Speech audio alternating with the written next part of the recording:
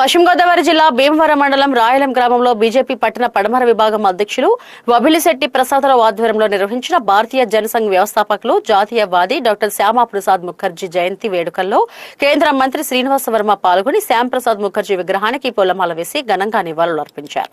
ఈ సందర్భంగా ఆయన మాట్లాడుతూ దేశ సమగ్రత, ఐక్యత, సార్వభౌమాధికారం కోసం డాక్టర్ ముఖర్జీ చేసిన విశేష కృషి, బలిదానం ప్రతి భారతీయుడికి చిరస్మరణీయమని కొనియాడారు. భారతీయ జనసంఘ్ వ్యవస్థాపకులు రాజకీయాలకు అతీతంగా యావత్ భారత జాతి కూడా గర్వించదగ్గ వ్యక్తి శ్రీ శ్యామాప్రసాద్ ముఖర్జీ గారి యొక్క జయంతి సందర్భంగా ఇవాళ ఆయన్ని గౌరవించడం కోసం పెద్ద ఎత్తున ఇక్కడ కార్యక్రమాన్ని నిర్వహించడం జరిగింది. 1901 జూలై 6న శ్యాంప్రసాద్ ముఖర్జీ గారు జన్మించారు. చిన్ననాటి నుండి కూడా దేశభక్తి ఎక్కువగా ఉన్నటువంటి ఆయన నిరంతరం కూడా దేశం గురించి ఆలోచించినటువంటి వ్యక్తి.